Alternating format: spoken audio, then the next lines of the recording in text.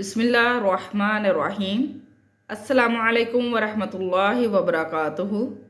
उम्मीद है अल्लाह ताला के फ़ज़ल व करम से आप सब खैरियत से होंगे। सूरह आले इमरान की आयत नंबर 26 हम स्टार्ट करने लगे हैं। इससे पहले नबी करीम सल्लल्लाहु अलैहि वसल्लम पर दुरूद पाक भेजते हैं। अल्लाहुम्मा सल्लि अला मुहम्मद व अला आलि मुहम्मदिन कमा सल्लैता अला इब्राहीम व अला आलि इब्राहीम इन्नका हमीदुम मजीद।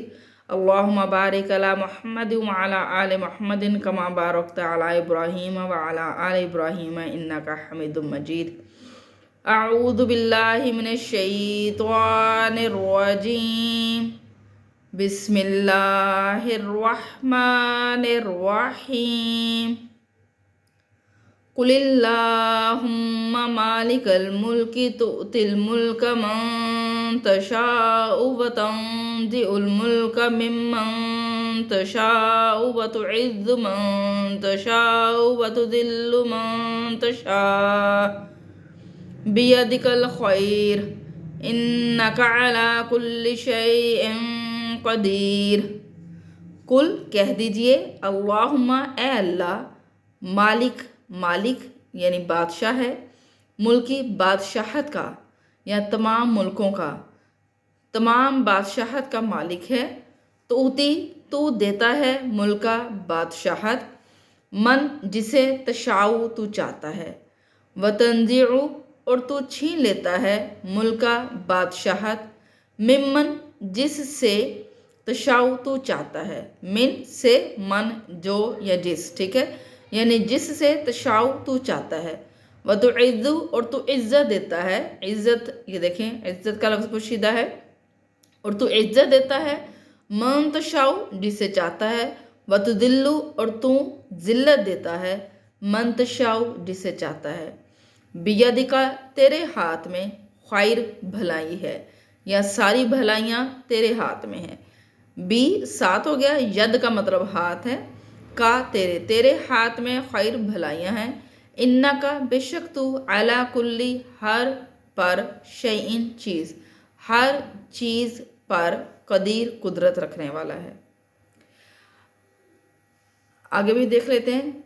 तूलिजू तो दाखिल करता है, लैला रात को, फिर नहारी दिन में, व तूलिजू और तू दाखिल करता है नहारा दिन को, फिर लैली रात में, व तुखरिजू और तू निकालता है हय्या जिंदा को, मिनल मैयती मुर्दा से, या आप ये कह सकते हैं कि बेजान चीज़ से जानदार को निकालता है।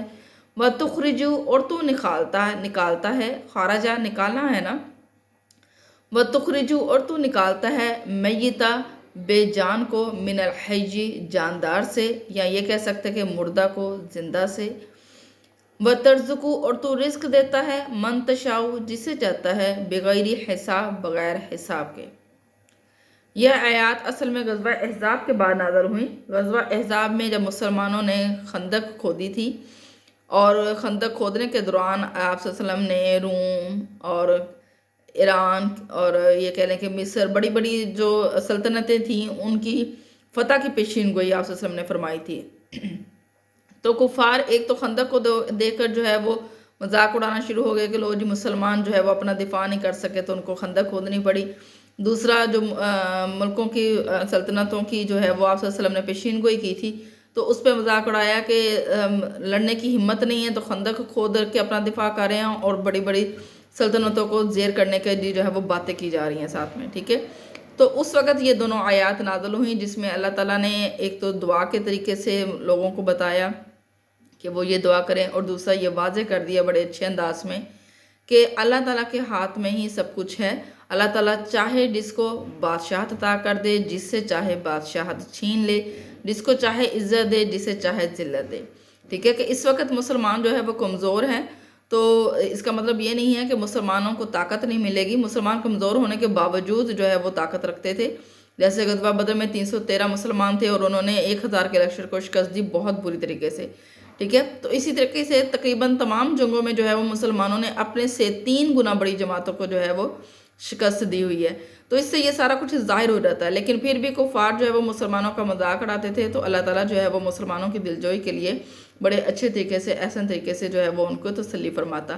تو یہاں بھی اللہ تعالیٰ نے جو ہے وہ مسلمانوں کو یہ ایک دعا کے طور پر سکھایا کہ آپ کہہ دیں کہ اللہ تو بادشاہوں کا مالک ہے، تو جسے چاہے بادشاہ دے اور جس سے چاہے بادشاہت چھین لے، اور تو جسے چاہے عزت دے تو جسے چاہے تو ذلت عطا کرے، تیرے ہاتھوں میں ساری بھلائیاں ہیں۔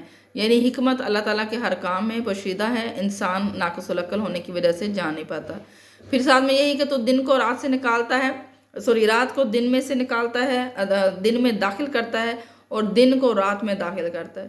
اس کی مثال ایسے ہی ہے جیسے آپ یہ دیکھیں کہ گرمیوں کے دن لمبے ہوتے ہیں تو رات کا کچھ حصہ دن میں شامل ہو جاتا ہے، ٹھیک ہے، اور یا اسی طریقے سے سردیوں کے دن بہت چھوٹے ہوتے ہیں، راتیں لمبی ہوتی ہیں، اس کا مطلب دن کا کچھ حصہ رات میں داخل ہو جاتا ہے۔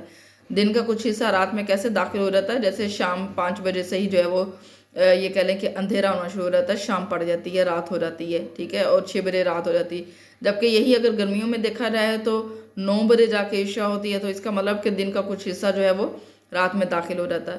یا دوسرے طریقے سے یہ بھی آ سکتا ہے اس کا مطلب کہ دن کو یہ کہہ لیں کہ رات ہوتی ہے تو رات میں سے ہی دن نکلتا ہے، اور دن میں سے ہی رات ہوتی ہے، یعنی کہ یکے بعد دیگرے آگے پیچھے آتے ہیں۔ اور یہاں جو اللہ تعالیٰ نے فرمایا کہ مردہ کو جو ہے وہ زندہ سے نکالتا ہے، یعنی جاندار چیز سے بے جاندار چیز، اور یہاں جو بتایا بے جاندار سے جاندار چیز، ایسے جیسے پتھروں سے جو ہے وہ اللہ تعالیٰ کیڑا پیدا کرتا ہے، یا پتھروں میں جو ہے وہ پودا پیدا کرتا ہے۔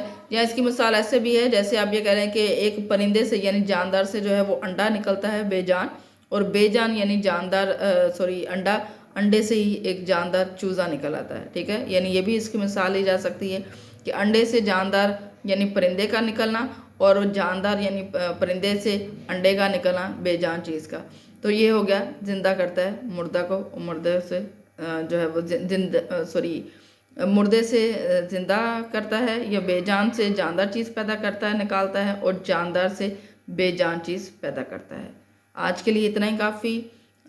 درود پاک سے اختتام کرتے ہیں۔ اللہم صلی علی سیدنا محمد وعلی آل سیدنا محمد۔ اپنا بہت سارا خیال رکھیے گا، انشاءاللہ العزیز آگے ہم مزید پڑھیں گے۔ اللہ حافظ۔